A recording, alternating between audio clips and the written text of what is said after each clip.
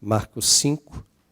Vamos ler a partir do verso 1 ao verso 14, uma história bastante conhecida, e vamos fazer a leitura.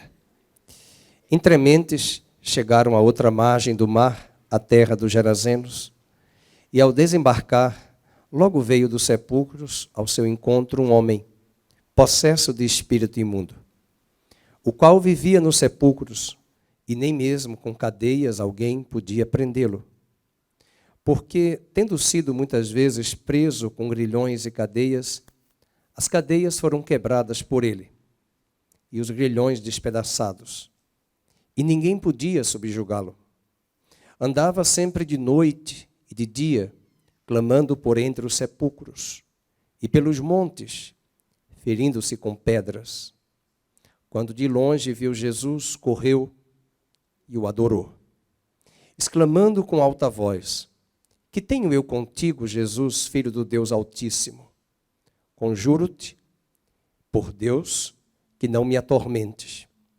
Porque Jesus lhe dissera: Espírito imundo, sai desse homem. E perguntou-lhe: Qual é o teu nome? Respondeu ele: Legião é o meu nome. Porque somos muitos, e rogou-lhe encarecidamente que os não mandasse para fora do país. Ora, pastava ali pelo monte uma grande manada de porcos. E os espíritos imundos rogaram a Jesus, dizendo: Manda-nos para os porcos, para que entremos neles. Jesus o permitiu. Então, saindo os espíritos imundos, entraram nos porcos, e a manada, que era cerca de 2.000, precipitou-se despenhadeiro abaixo, para dentro do mar, onde se afogaram. Os porqueiros fugiram e o anunciaram na cidade e pelos campos. Mantenha a sua Bíblia aberta, vamos orar. Pai querido, nós queremos te render graças por esta leitura, por esta porção da tua preciosa palavra. Nesta manhã, enquanto nós estamos aqui, sabemos que há milhares de pessoas lá fora, aprisionadas pelo Deus deste século.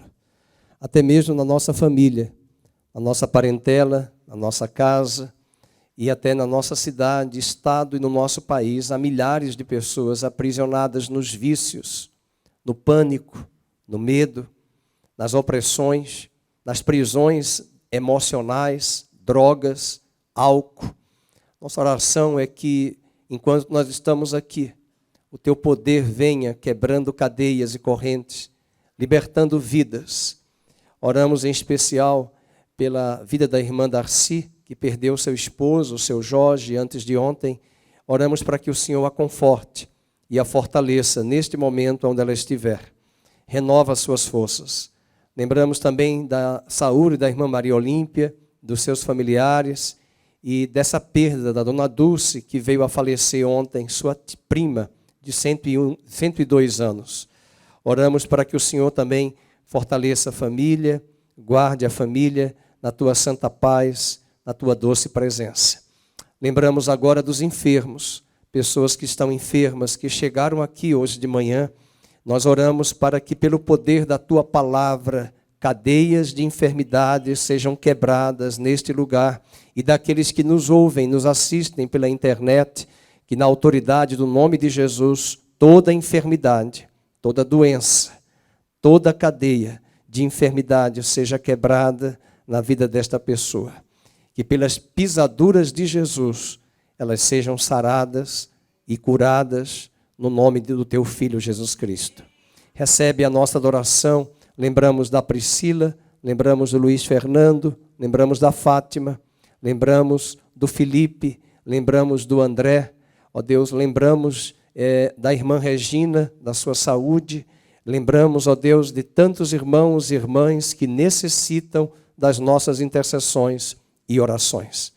Lembramos daqueles que estão nos hospitais, agora no leito da dor, no leito da enfermidade, na sala de cirurgia, e rogamos as tuas bênçãos sobre estas vidas, para que também elas sejam saradas fisicamente e saradas na sua própria alma, da pior doença, que é o pecado e a nossa natureza adâmica corrompida. Venha abençoar nesta manhã também o Brasil nesse processo eleitoral. Venha nos dar, ó Deus, eleições pacíficas. Venha abençoar o presidente da República, excelentíssimo senhor Jair Messias Bolsonaro. Venha abençoar os ministros do Executivo em Brasília. Venha abençoar os magistrados da Suprema Corte e de todas as varas do Judiciário brasileiro. Venha abençoar os governadores, prefeitos, deputados estaduais, federais, senadores da República. Meu Deus, venha inclinar o coração destes homens a fazer a tua vontade. O nosso reino emana do alto, o nosso governo vem de cima, o nosso governo vem do alto, que governa os céus e a terra. E nós oramos para que o poder do teu evangelho, a influência do teu reino, venha permear as mentes destes homens e destes corações, para que eles possam governar o nosso país com temor, com sabedoria, com zelo e com discernimento. Livra-nos da baderna, livra-nos da anarquia, livra-nos do espírito de mentira e de manipulação midiática que passam sobre os céus do Brasil. Varre da nossa nação com a tua vassoura o espírito de engano, o espírito de opressão, o espírito de ladrão que tenta roubar as mentes e sequestrar os corações e a sensatez nas mentes das pessoas. Repreende o espírito de engano, de mentira, e levanta nesta nação o pendão do Evangelho, para que no próximo dia 2 de outubro possamos ter eleições pacíficas, sem fraude, transparentes, e que a graça do Senhor opere conduzindo cada brasileiro a votar de forma racional, sensata e democraticamente. Que o Senhor venha conduzir a população à verdade, que o Senhor venha nos dar sabedoria e nos dar discernimento como igreja, para jamais negociarmos os nossos valores. Os nossos valores jamais sejam inegociáveis e que jamais sejam negociados, mas que eles sejam mantidos e preservados em nosso coração. E no nome de Jesus, fala conosco nesta manhã, por meio da tua santa e preciosa palavra, no nome de Jesus. Amém. Você pode sentar, manter a sua Bíblia aberta. A pergunta hoje de manhã que eu faço nessa abertura da pregação: quanto vale uma vida? Quanto vale uma vida? O capítulo 5, se você olhar para a sua Bíblia, no verso de número 1, finalizou no capítulo 4 anteriormente aquela tempestade que Jesus estava no mar. Ele dormia sobre um travesseiro, estava na polpa, e enquanto ele dormia, o mar se agitou. E essa passagem é bastante conhecida, pastor Felipe pregou-nos há 2 domingos atrás, uma vez que domingo passado nós demos uma pausa na mensagem de Marcos e falamos sobre o 7 de setembro, a independência do Brasil e principalmente a promessa de Deus para o Brasil em Joel, de que as eiras do Brasil se encherão de trigo, da palavra, e os lagares do Brasil transbordarão de mosto, vinho, que é alegria, e do azeite, que é a unção do Senhor. Que o Senhor tome a frente desta nação. Jesus está saindo daquele mar, daquele temporal, daquela tempestade, na verdade, e ele atravessa para o outro lado. Veja o verso 1. Eles chegam à outra margem do mar. Há uma terra lá no norte de Israel, chamado naquela época a terra da Galileia, a terra dos Gadarenos, também chamado no Evangelho de Marcos de Gerazenos. Há quem diga que Gadara seja de fato, alguns comentaristas, a capital daquela região, e talvez Marcos esteja se referindo aos Gerazenos, a região como um todo, a extensão daquela região, cuja Gadara era a capital ou a cidade mais importante daquele lugar. Lembremos que os evangelhos foram feitos por cópias, né? Alguns copistas às vezes corrigiram, né? Faziam essa questão de Gerazeno ou Gadara, mas é a mesma menção no evangelho de Lucas e Mateus, Mateus 8 e Lucas 8, os evangelistas usam a expressão Gadara ou Gadareno. No evangelho de Marcos, que foi o primeiro evangelho a ser escrito, é Gerazeno. tá bom? Não tem a reunião de Gerasa, ou Gerase, é uma expressão dada naquela região de quem morava em Gadara. Quanto vale uma vida? Essa história nos mostra algo muito importante para nós aqui, no que diz respeito a Jesus ter vindo dessa viagem, dessa tempestade, e parar numa outra margem para priorizar uma vida. Uma vida que era um homem que estava preso.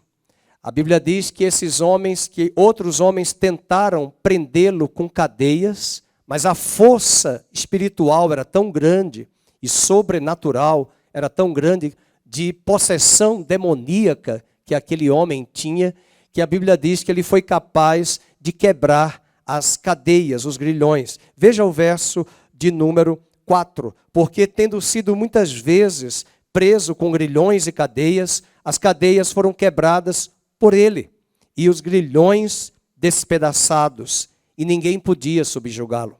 Nós vivemos numa época muito atípica, em que as pessoas dão muito valor apenas à ciência, apenas ao conhecimento, à tecnologia, mas é impressionante como muita gente acadêmica, erudita e culta desconhece poderes sobrenaturais de Deus e das trevas.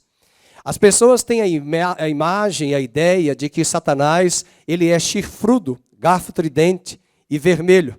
Essa foi uma figura pintada na Idade Média. Eu confesso que eu nunca o vi, nem quero vê-lo, e ele não é agradável de forma alguma. Mas C.S. Lewis, que foi um dos grandes professores de Londres, de letras, na Inglaterra, ele vai trazer a figura de Satanás, de Lúcifer, na pessoa de uma mulher. Não que a mulher seja Satanás, pelo amor de Deus, mas a mulher é retratada aquela feiticeira no seu livro, e a Disney Pictures depois faz o filme e coloca Satanás na figura de uma mulher que fala de uma forma doce, mas é o protótipo da arrogância e da soberba e da altivez. E ela está ali vestida de branco e tomada por uma luz muito intensa. Isso é provocativo, porque Paulo vai nos dizer em 2 aos Coríntios que Satanás vem até hoje aos homens como um anjo de luz. Ele é muito sutil, até porque se ele viesse como ele era, as pessoas correriam. Há uma profecia em Isaías 14 que quando Jesus Cristo voltar e as nações forem apresentadas espiritualmente a Lúcifer, Isaías diz que as nações dirão: era este que perturbava as nações? Era esta criatura que incomodava e incitava as nações? Então há um engano muito grande no mundo acadêmico, no mundo tecnológico, científico, porque todas estas coisas são boas, foi Deus que nos deu a ciência, foi Deus que nos deu a nossa razão para a gente pensar, mas nós não podemos desmerecer e desconsiderar os poderes sobrenaturais que estão por trás de seres chamados na Bíblia de anjos caídos, que são demônios.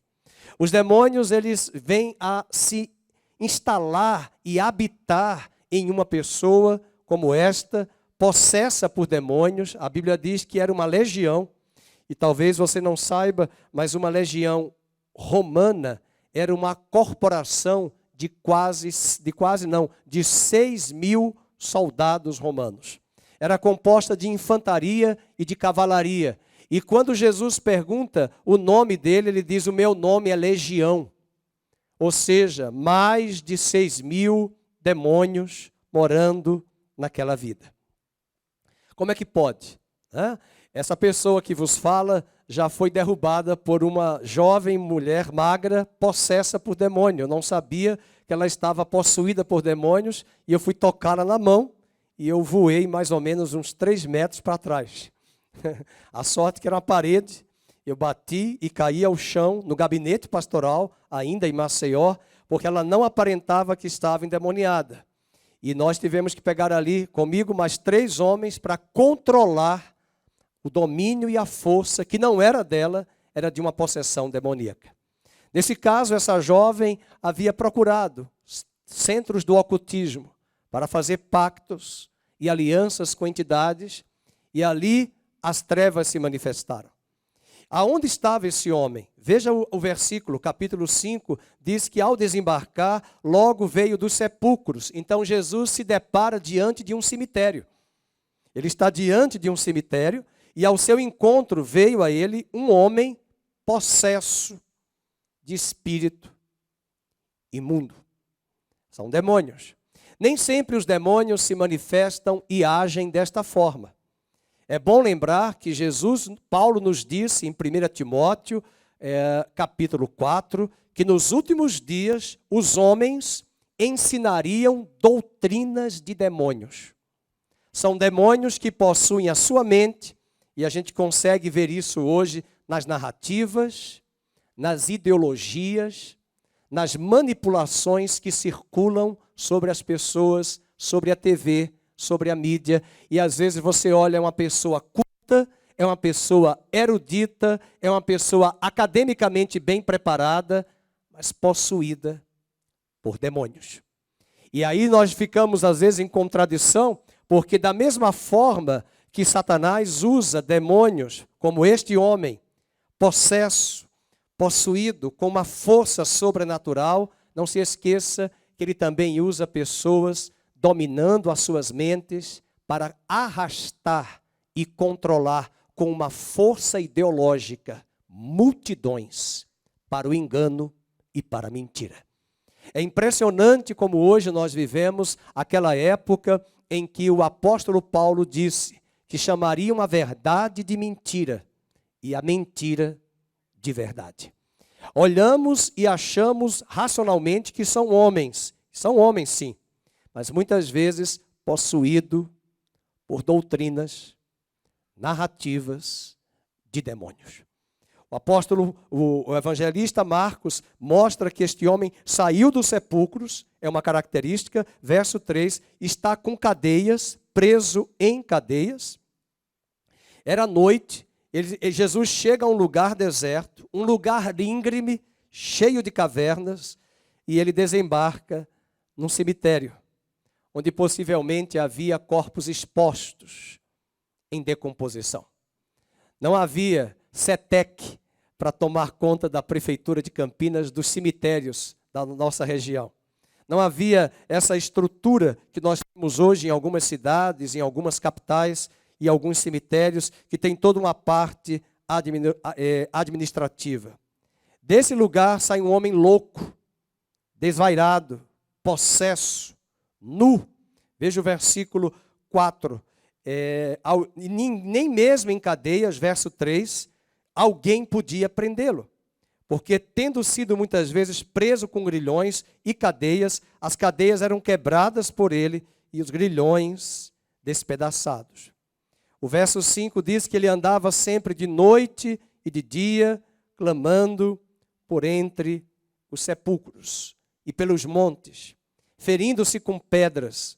E quando de longe viu Jesus, correu e o adorou.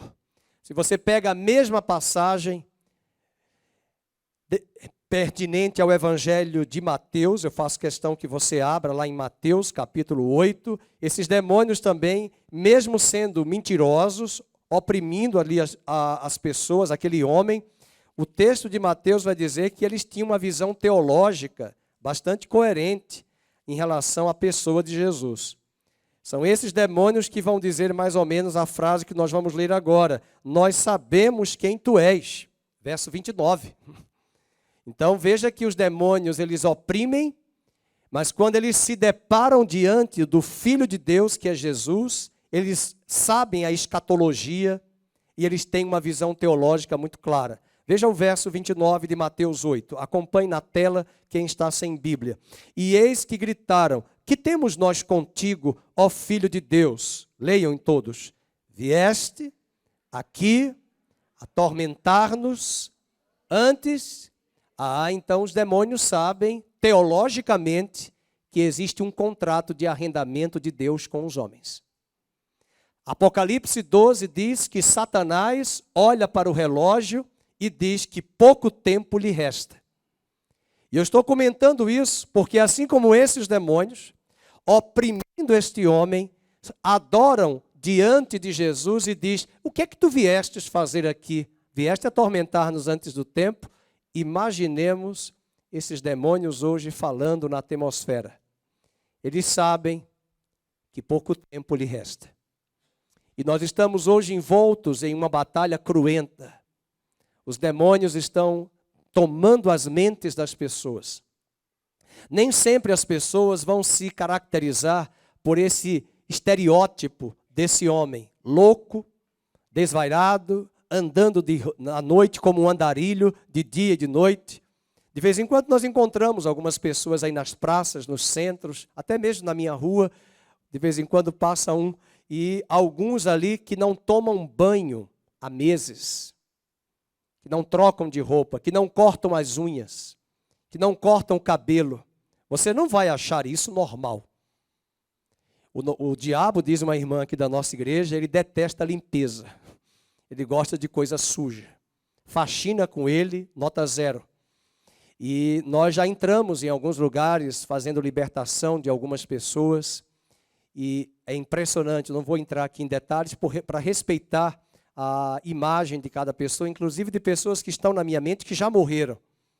Mas uma sujeira total de ambientes fétidos, sujos, onde Satanás, que é o pai da mentira, também é o pai da sujeira, é o pai do engano e é o pai da anarquia e da baderna e principalmente do lixo em todos os sentidos, físico, mas também emocional, espiritual e social. Voltando para o capítulo 5 de Marcos, eu queria falar 2 pontos importantes e desses 2 vocês vão anotar alguns tópicos. Primeiro, o que é que Satanás faz com as pessoas? Vamos voltar para Marcos capítulo 5. Marcos capítulo 5. A primeira coisa é que ele domina as pessoas através da possessão. O versículo de número 2 diz que ele estava possesso por um espírito imundo. É isso que Satanás faz. Ele possui a mente das pessoas. Uma vez um ex-deputado federal, que infelizmente hoje está preso, ele disse, quando estava diante de alguém que foi o mentor de toda essa situação que o país viveu nos últimos anos, lá atrás, em governos anteriores, ele disse: a Vossa Excelência desperta em mim, porque a outra pessoa mentia de forma cínica, e ele disse: a Vossa Excelência desperta em mim os meus instintos mais primitivos da raça humana. Em outras palavras, ele quis dizer: você mente tanto que está despertando em mim a natureza adâmica, só que essa natureza adâmica, o nosso espírito, quando ele não é recriado por Deus, que ele não é guiado pelo Espírito de Deus, os demônios se aproveitam desses tentáculos para fazer estragos maiores. Veja como a embriaguez pode levar alguém a esfaquear. Essa semana, esse mês passado, a morte daquela atriz Daniela Pérez, a forma como brutalmente, que eu acredito ali que foi mais do que o elemento racional do homem, mas possessão de espíritos imundos nas mentes, porque não é normal alguém pegar uma faca, tomar a pessoa, a vítima, no carro e esfaqueá-la várias vezes. Isso não é normal, isso é uma possessão demoníaca, embora ninguém vai prender demônio no judiciário. Tem que prender a pessoa que buscou as coisas erradas, fez as coisas erradas, então tem que pagar os seus anos na justiça. Não adianta dizer para o juiz: foram os demônios, foram os espíritos, foram as entidades. Mas eles fazem isso. Eles tomam as pessoas. Quando você faz uma libertação numa pessoa possessa e você quebra as cadeias pelo poder de Deus, o Senhor quebrou, é natural essas pessoas afirmarem o seguinte: aonde eu estava? Aonde eu estava? Ou seja, elas estavam fora de si mesmas. Então, o versículo de número 2 fala isso, mas também vamos para o versículo 9, e perguntou-lhe: qual é o teu nome? Respondeu ele: Legião é o meu nome, porque somos muitos. Uma pessoa possessa, ela tem sobre si uma entidade maligna e manifesta uma força sobre-humana. E ela tem frequentes acessos de raiva. Uma coisa é a raiva. Qualquer um de nós pode estar sujeito a um ímpeto de raiva, mas Paulo vai dizer em Efésios: não deis lugar à ira. A raiva é aquele ímpeto que vem sobre nós, mas a ira pode desaguar em um nicho, em uma morada de demônios e fazer estragos. O capítulo de número 5 também vai nos mostrar isso no verso 3. O qual vivia nos sepulcros e nem mesmo com cadeias alguém podia prendê-lo. Veja, por exemplo, Mateus 8, 28. Mateus 8, 28. Vamos colocar na tela, você não precisa abrir. Tendo ele chegado à outra margem, a terra dos Gadarenos, vieram-lhe ao encontro 2 endemoniados, saindo dentre os sepulcros, e a tal ponto furiosos, Mateus faz questão de dizer furiosos, que ninguém podia passar por aquele caminho. Então veja a expressão furioso. E é por isso que Paulo nos convida lá em Efésios a termos o cuidado com a raiva, para não darmos lugar à ira e não fazermos bobagem em nome de ações demoníacas. Uma pessoa possessa, ela perde o amor próprio. Eu já vi pessoas aprisionadas por demônios, que elas perdem o amor próprio, até pelo cuidado de si mesma, de banho, de higiene, de alimentação. Já vi pessoas possessas que se arvoraram a cuidar mais dos cachorros e dos gatos, ao ponto de terem um cubículo, 30 animais circulando em menos de 10 metros quadrados com ela. E há semanas sem tomar banho, sem se alimentar. E uma verdadeira opressão, sujeira. Pastor enfrenta muitas situações difíceis, viu, querido? Uma vez eu estava com a minha esposa numa situação como essa, e enquanto conversava, os gatos, que eram vários, circulando na mesa, e um detalhe, eu ia tomar chá na xícara, e o chá e os gatos passaram desfilando São Paulo Fashion Week. E eu não podia fazer nada. E para onde eu me virava, gato, gato, gato, e gatos fétidos, sujos. E eu saí fazendo das contas discretamente, tome 1, tome 2, tome 3, tome 4, tome 5, tome 6, e as fezes circulando. Como é que você vive com isso? E eu falei para minha esposa, isso é uma doença. Tem demônios aqui dentro dessa mulher. Ela não queria mais viver. Ela não queria mais viver. Infelizmente, morreu rapidamente. Uma pessoa que não quis enfrentar a vida, resolver situações que estavam pendentes lá atrás, no casamento, na família. E é muito natural eu delegar, sabe aquela história? Eu não quero um amigo cachorro, eu prefiro um cachorro amigo. Mas cachorro não é semelhante. Você não pode se relacionar. Alguém aqui vai com a galinha, um cachorro e um gato na Romana conversar e fazer planos futuros? Você não vai conversar com esses animais porque eles não são seus semelhantes. Então, eu não tenho nada contra a questão de pet, de cachorro, de gato. Né? Eu só estou dizendo que coloque as coisas nos seus devidos lugares. Enfrente a realidade da vida e não fuja. Porque no caso dessa pessoa que eu estou me referindo, ela fugiu. Ela abraçou cachorro, ela abraçou gato. Ela não queria mais ninguém. E os demônios começaram a possuir. Uma coisa que eu e minha esposa percebemos, uma mente passiva. Passiva de aceitar tudo e qualquer ideologia e doutrina facilmente. Além disso, não se alimentava. Né? Demônios fazem isso, leva a pessoa a não se alimentar, porque se você não se alimenta, não se nutre, dizia Martinho Lutero, que o que o diabo mais faz de estrago é se aproveitar da ignorância das pessoas. Lutero dizia que quanto mais o homem for ignorante, indouto, mais ele viverá uma vida aquém da realidade. Esse é o grande problema da humanidade. Nós valorizamos demais a ciência, a academia, e veja, hoje nós estamos observando no Brasil, no país, uma elite acadêmica, uma elite artística e jornalística totalmente contrária à realidade do que o povo vê nas ruas e na vida real. Eles vivem, parece, em outra bolha, em outro planeta. E há aqueles que se acham acadêmicos. Teve uma delas que chegou a dizer que a classe média é fascista.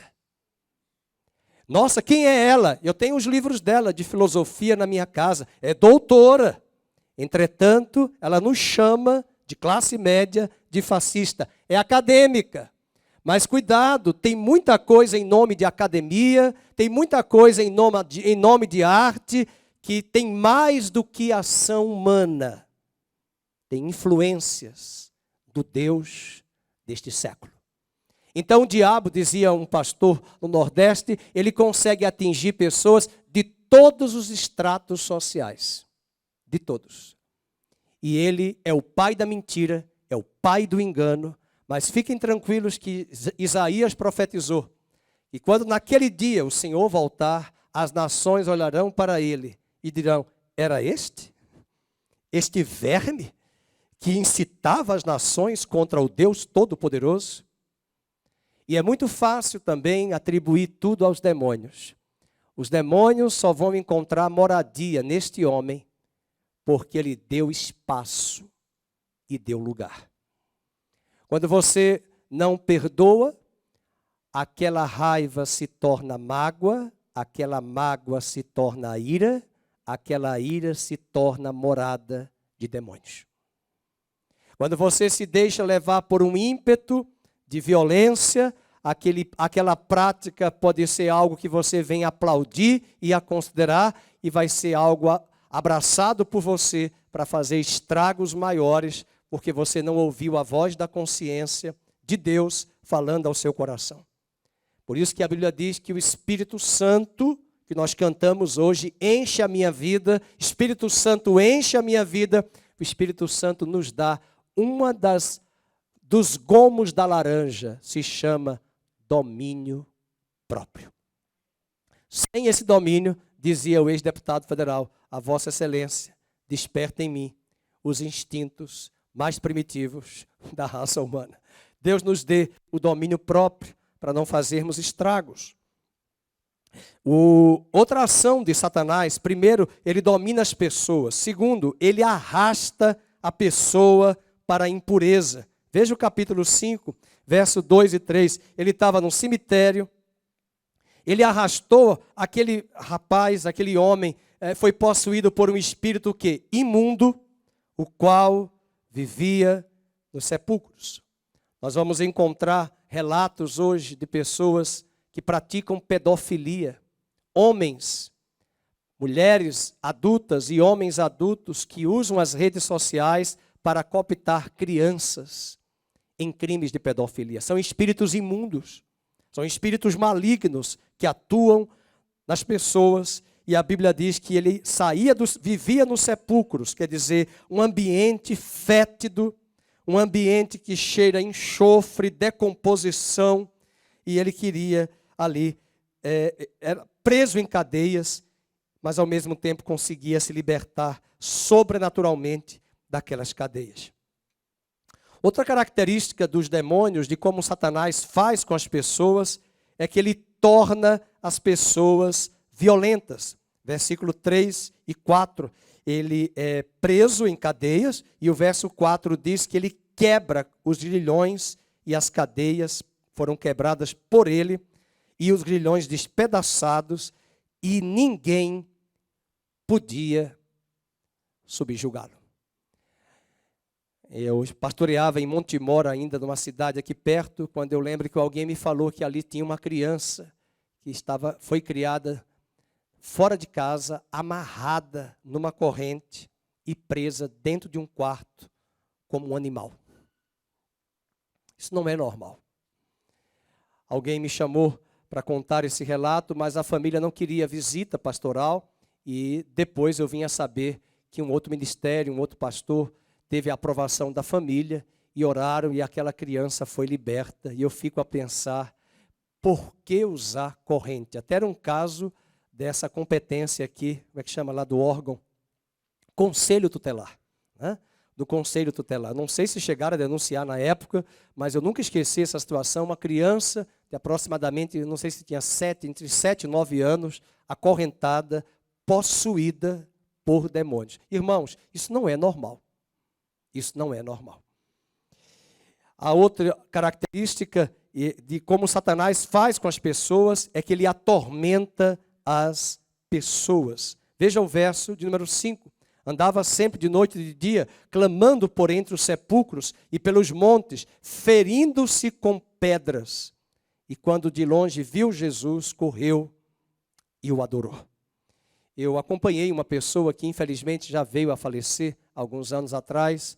Era um jovem, minha esposa, fomos visitá-lo aqui no apartamento e fiquei perplexo de ver que em mais de 1h30 de conversa com ele na mesa, ele não parava de destruir a sua própria pele. Ele fazia o que nós chamamos no popular beliscão. Ele fazia isso até arrancar o pedaço de pele. Toda a pele dele era cheia de arranhões, cicatrizes, com a própria unha arrancando. Lembro até hoje que ele tinha um objeto na sua casa, tinha vários objetos. E quando nós chegamos ali, uma coisa estranha, né? A pessoa me falou, pastor, eu quero que o senhor venha, porque todo final da tarde aparece um pajé na sala. E eu falei, opa, pajé, dentro da sala, o que é que tem nessa sala? E ao chegar ali, eu já imaginava pactos com as trevas que ele tinha. E aí eu vinha saber com quem ele convivia. Era alguém muito envolvida com o ocultismo. E meus irmãos, enquanto eu orava por ele, para repreender esse mal-estar dele, cortando a pele dele com a própria unha, por todo o corpo, a orelha, pescoço, testa, coxa, todo o corpo. Na hora que nós terminamos de orar por ele, o demônio gritou na boca dele e disse, aquele objeto lá aqui no meu apartamento, você não vai levar fora não, nem vai quebrar. Eu digo, vou, eu nem sei o que é, mas eu vou quebrar. E quando nós chegamos lá para quebrar aquele objeto que a mãe dele havia pedido, eles trouxeram de um país cuja tradição pratica voodoo.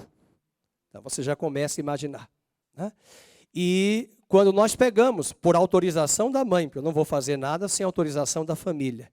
Eu lembro até hoje que ele quis agarrar sobre o meu pescoço, começou a se debater, e quando ele foi tocar em mim, ele caiu ao chão, desmaiou, e nós começamos a repreender. Mal ele se levantou, ele correu para o quarto, e ele não conseguia dormir à noite, e ele pegou uma máscara que ele trouxe de um outro lugar, uma máscara muito estranha, não vou aqui citar detalhes, porque tem a ver com países, com culturas, e ele dormia todas as noites com aquela máscara. Então os irmãos já começam a imaginar como era o sofrimento dessa mãe, o sono desse rapaz que não dormia, que já era pai, ele já era pai, e tantos laços envolvidos, e um rapaz que a gente, conversando com ele naturalmente, a gente percebia quanta bondade no coração dele, apesar da gente saber que o homem não é bom, mas no sentido de olhar para ele e ver uma pessoa fora da ação dos demônios, como ele era uma pessoa normal. Mas infelizmente, quando ele se agarrava a esses elementos, que ele tinha contatos com as trevas, os demônios possuíam a sua mente, e ele tinha uma força monumental. Ainda bem que naquele momento eu estava ali, ele foi para o chão, desmaiou, porque eu e minha esposa não conseguiríamos dar conta de uma força demoníaca sobre aquele rapaz. Os anos passaram, nós tentamos discipulá-lo, né? Trouxemos ele aqui à igreja, ele veio acho que 2 vezes, mas como disse a parábola de Jesus da semente, não criou raízes. A semente apenas ficou só no solo, as aves de rapina tomaram, não é isso a parábola? Os espinhos sufocaram a semente, mas ele não chegou àquela 4ª etapa da semente frutificar, criar raízes, e nem mesmo queria, e nem teve muito apoio também de seu cônjuge. E é uma tristeza ver um jovem como esse partir tão cedo. Então os demônios, Satanás, faz isso com as pessoas. Ele domina, ele arrasta a pessoa para a impureza, ele torna as pessoas violentas e ele atormenta as pessoas. Irmãos, era uma legião, verso 9. Uma legião, porque somos muitos. Agora vamos falar do melhor. O que Jesus faz com as pessoas? Vamos lá. Versículo número 6 ao 15. Jesus libertou esse homem da escravidão dos demônios.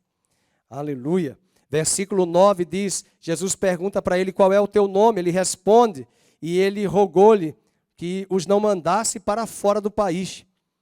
E ali pastava uma manada de porcos, e os espíritos imundos rogaram a Jesus para que eles fossem para os porcos.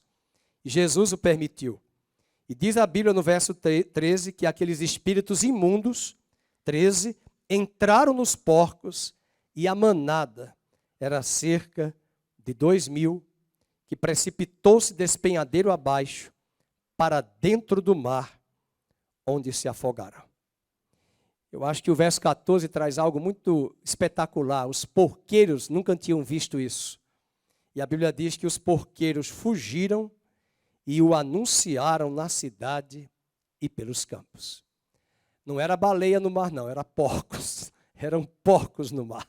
Não eram baleias, eram porcos mortos. Veja como Satanás, ele é capaz de até não só destruir uma vida, mas ainda fazer estragos na natureza e estragos nos animais, levando mais de 2.000 porcos de despenhadeiro abaixo sobre o mar. Então Jesus tem essa ação maravilhosa, ele liberta o homem da escravidão dos demônios.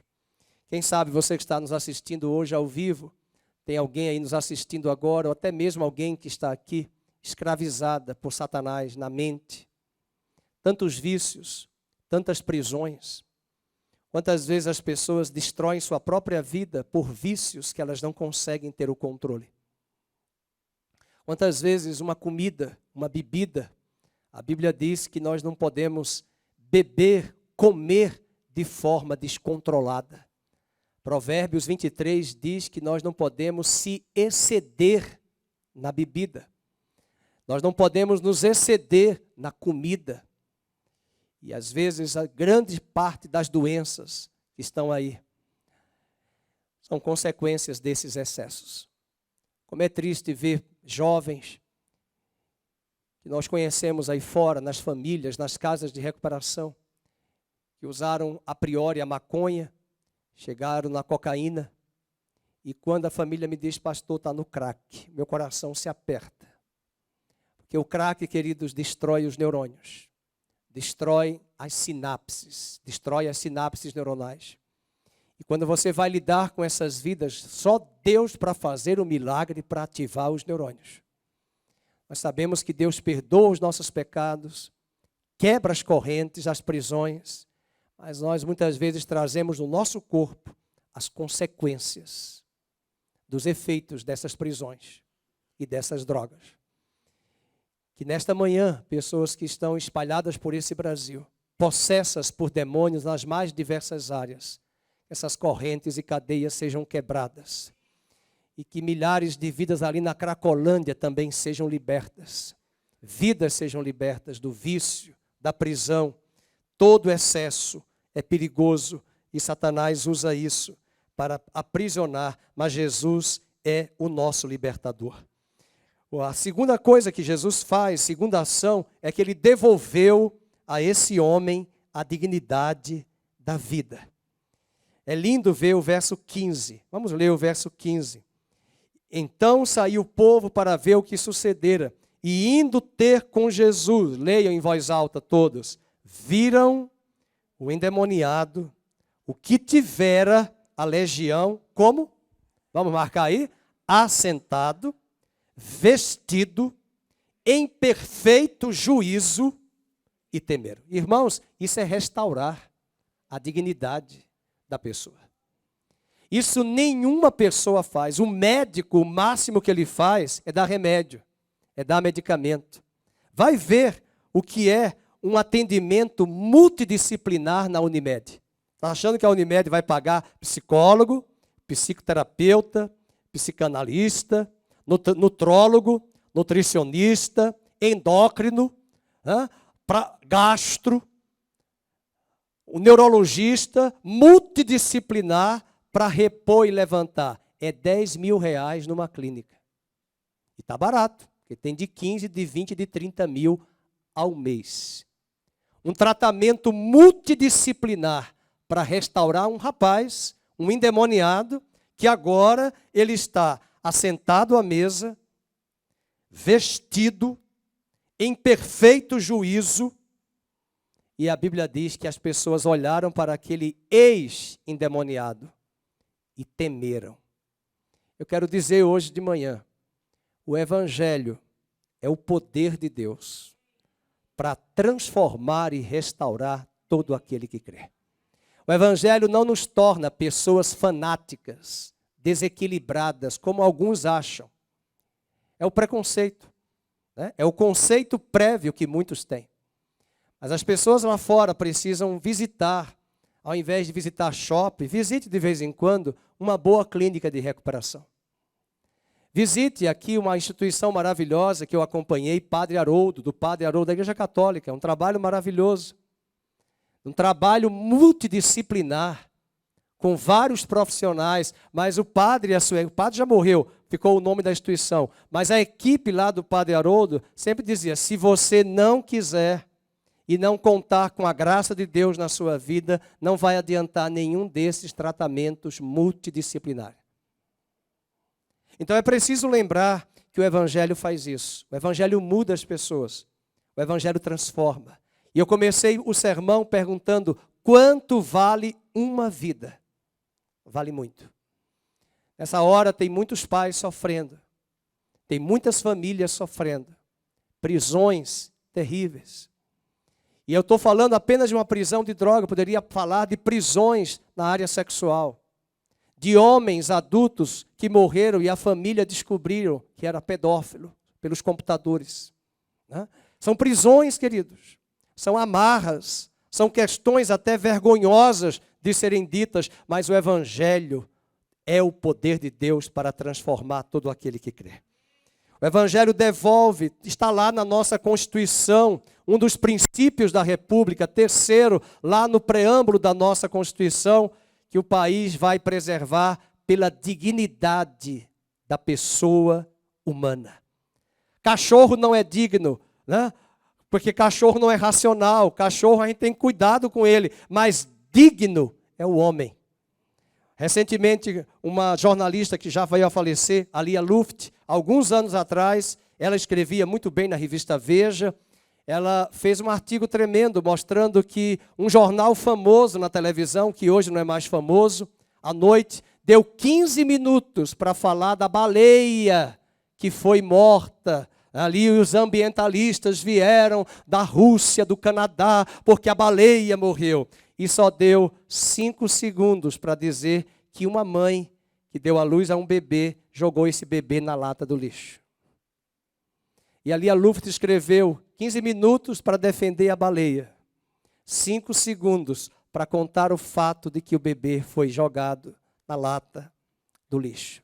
Parece que a baleia é mais digna do que o próprio ser humano criado à imagem e à semelhança de Deus.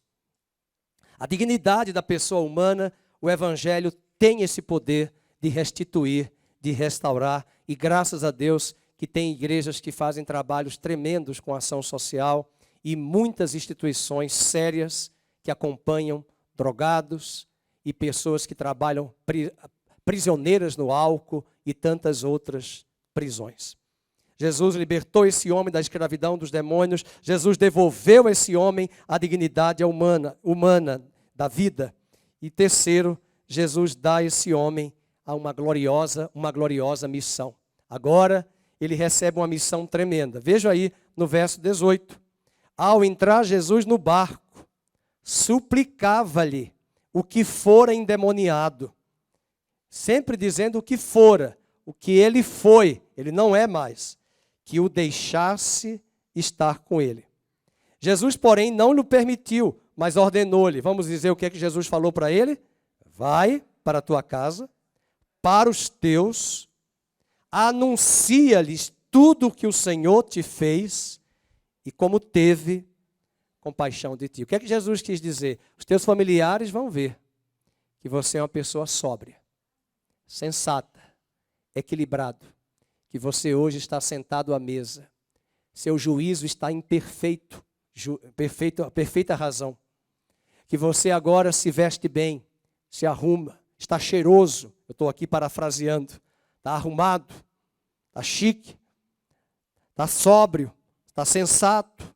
Não é alguém mais perambulando de um lado para o outro, indo para qualquer lugar. Não.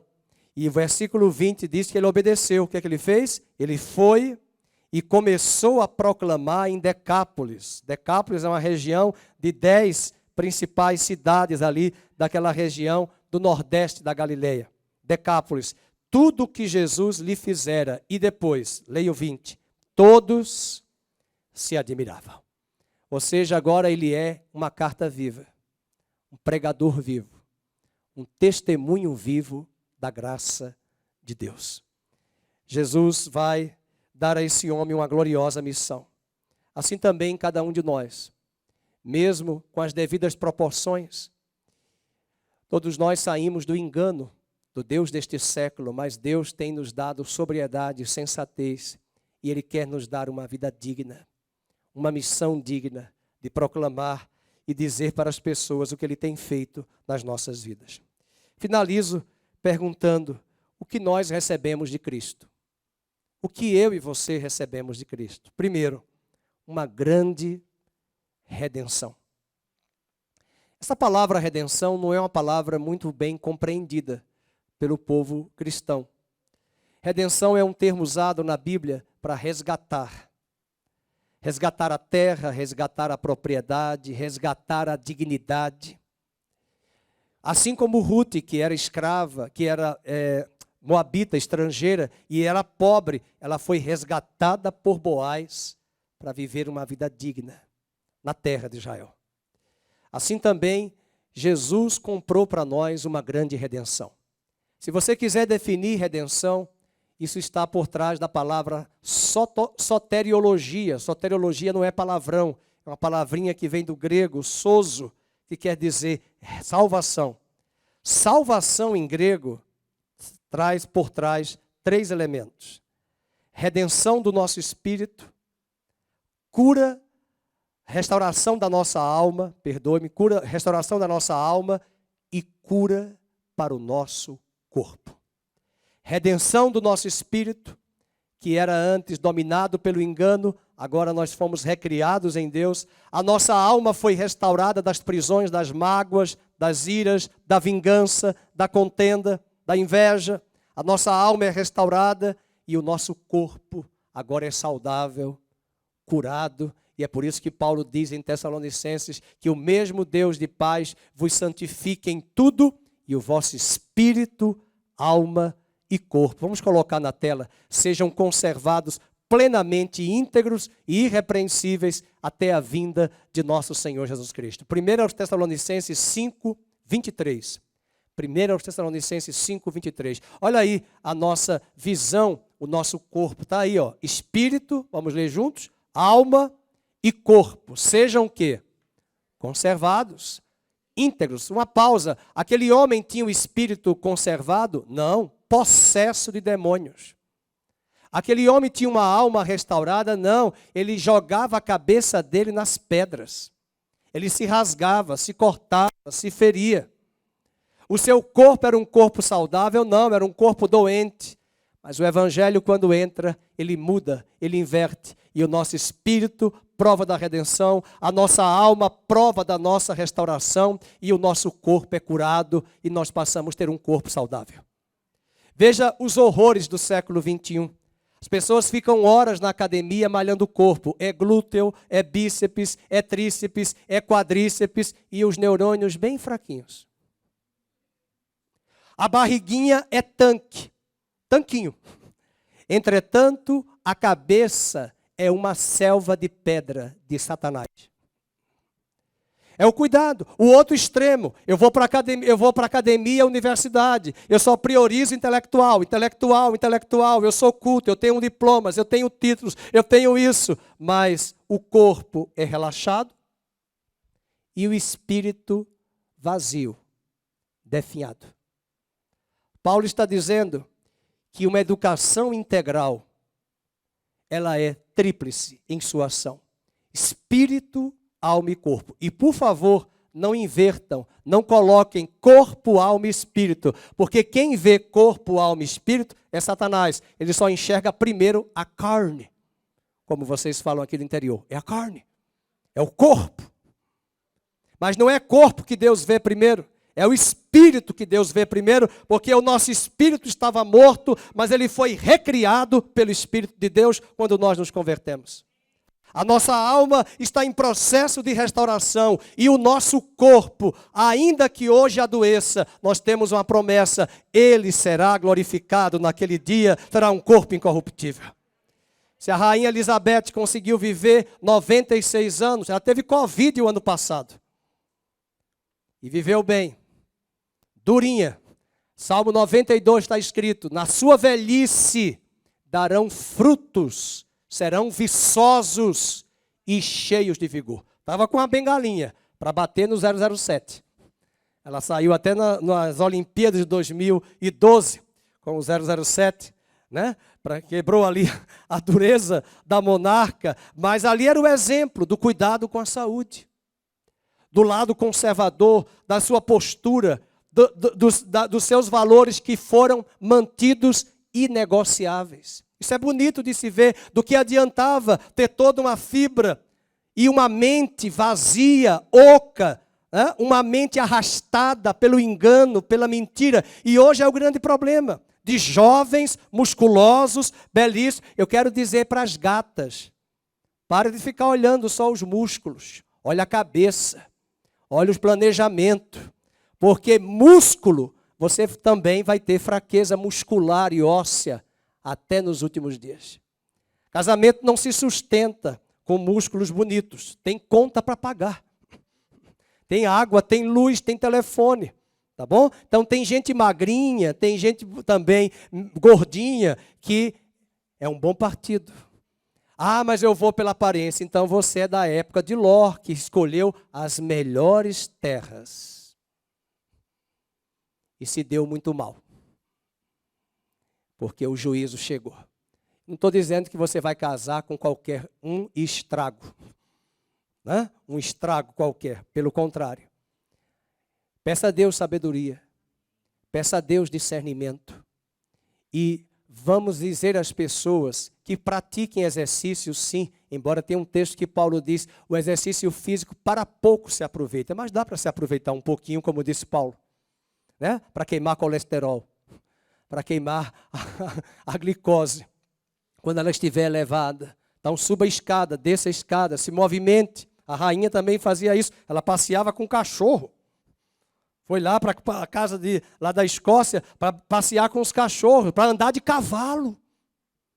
Então ela cuidava da saúde, mas também cuidava da mente. Sabia que hoje os médicos dizem que uma das formas de quebrar doença degenerativa no cérebro, Alzheimer, é ativar a mente com leitura, com atividades, fazer tricô, não é meu ofício, fazer atividades mentais, palavras cruzadas, ler, porque uma mente passiva, dizia Lutero, é espaço para Satanás entrar.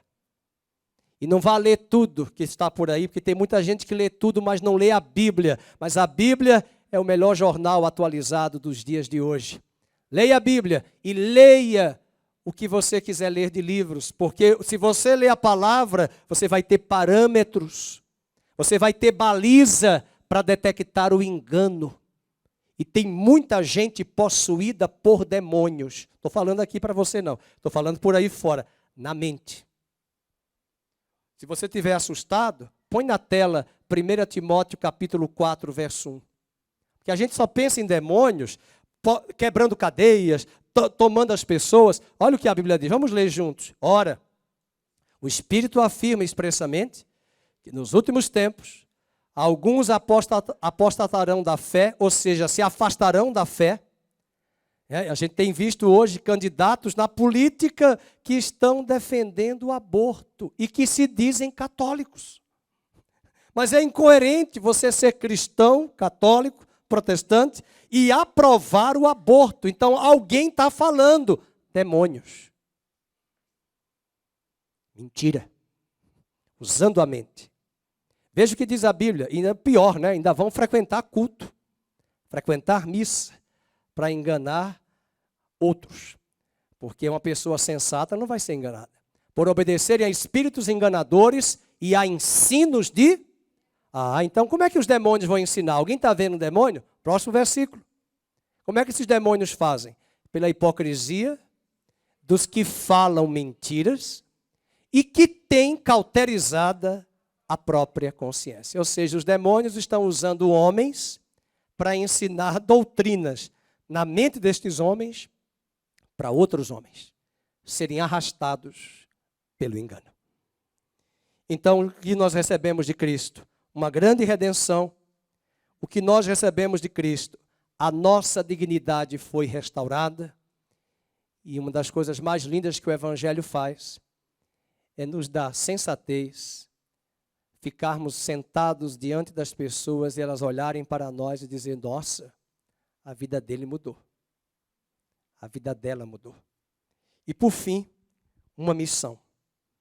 A missão que Deus dá àquele ex-endemoniado, ex-possesso, é que ele fosse ficar junto aos seus, dar um testemunho para que pela vida dele as pessoas observassem que não foi religião, não foi nome de igreja, foi a pessoa de Jesus Cristo que mudou a sua vida. Uma das últimas frases da rainha Elizabeth, quando ela, antes de falecer, ela deu uma palestra, eu estava lendo no jornal ontem, ela disse que a única solução para este mundo só seria Jesus Cristo. Seu capelão, talvez você não saiba, ontem muitas coisas aconteceram nas redes sociais, falando sobre ela, mas ela teve 14 primeiros ministros e ainda nomeou a 15ª. 70 anos. Mas talvez muitos não sabem que ela era da igreja anglicana.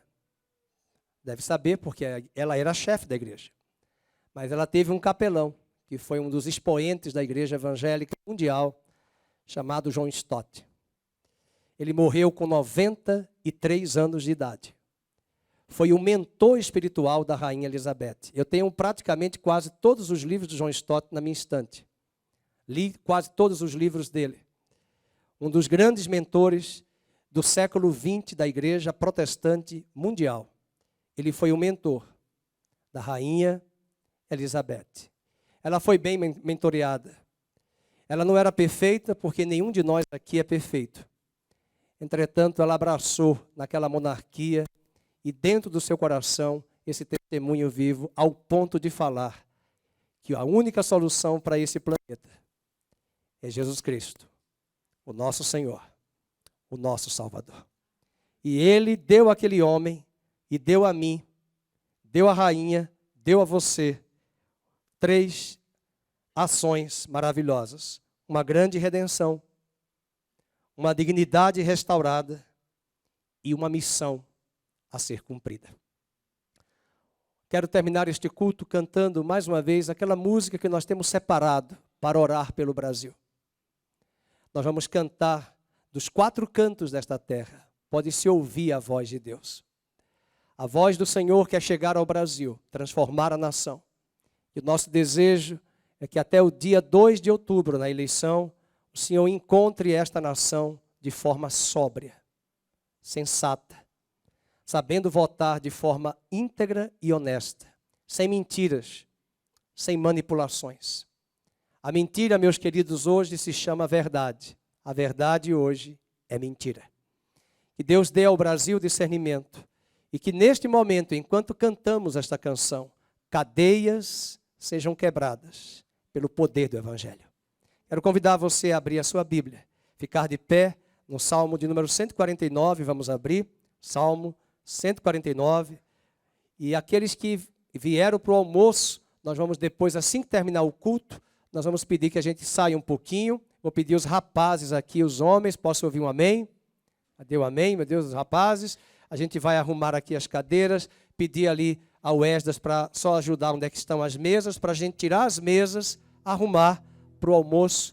E nós temos ainda mais vagas, tá bom? Nós temos aí aproximadamente 35 entre vagas de almoço e marmitex, se você quiser levar para casa, ok? Então vamos ler Salmo 149, o pastor Adair leu para nós na abertura do culto hoje de manhã, mas eu quero ler com vocês no versículo de número 6, 7 e 8.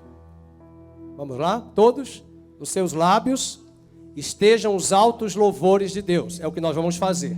Nas suas mãos, cadê a espada? Cadê a espada? Está aqui.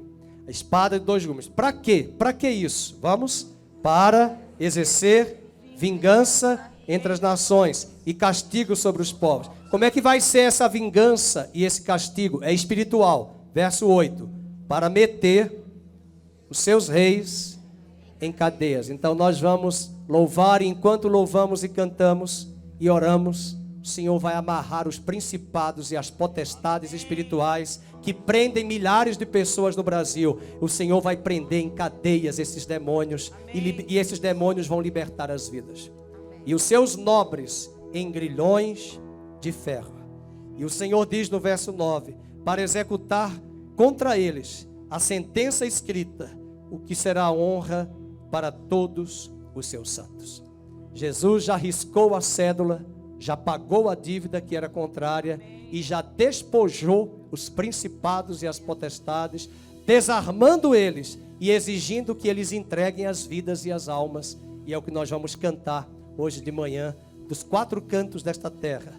O Senhor vai trazer a voz do Evangelho que vai libertar as vidas. Queremos te pedir perdão quando ontem assistimos em cadeia televisiva aqueles que se dizem evangélicos, fazendo alianças com partidos e com ideologias contrárias à tua santa palavra. Pedimos-te perdão pelos nossos erros, por posturas erradas, por pessoas que vendem o evangelho em troca de um prato de lentilha, de poder, de status, negociando os seus valores inegociáveis por coisas do Deus deste século e deste mundo. Oramos para que o Senhor tenha misericórdia, que abra os olhos da igreja brasileira e nos livre do engano, nos livre da mentira, nos livre da manipulação. Assim como esse jovem homem estava possesso por demônios, e ele teve uma vida mudada, transformada e restaurada. Nosso pedido hoje de manhã é que o Senhor mude a vida de milhões e milhões de brasileiros neste país. Restaura a dignidade, entrega-lhes uma missão de testemunho e ao mesmo tempo aplica sobre esta nação a tua redenção. Por amor do teu Filho Jesus Cristo, que morreu naquela cruz do Calvário, naquela cruz o teu Filho Jesus deu a sua vida por nós, pagou um alto preço, a fim de comprar para Ele, para Ti mesmo, homens e mulheres de todas as tribos, raças, povos, línguas e nações. Abre os olhos da nação brasileira. Não permita que esta nação seja arrastada por esses demônios mentirosos que dominam e escravizam pessoas nas doutrinas heréticas e enganosas. Que o Senhor traga uma explosão da dinamite do céu, quebrando as cadeias do engano, abrindo as mentes da população brasileira, removendo-as da cegueira e transportando-as para o reino do Filho do teu amor.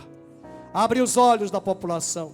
Dá-nos, ó Deus, livramento, porque é o teu braço forte que trará livramento, salvação, redenção à nossa nação. Abençoe a nossa semana, abençoe a saúde de todos aqui presentes, guarda a nossa entrada e a nossa saúde, a nossa saída, abençoe o almoço daqueles que estarão conosco. Ó Deus, abençoe as irmãs que estão ali na cozinha, trabalhando no suporte, que seja um tempo de comunhão, um tempo de alegria, um tempo de regozijo, para a glória e louvor do teu santo nome. No nome de Jesus, amém e amém.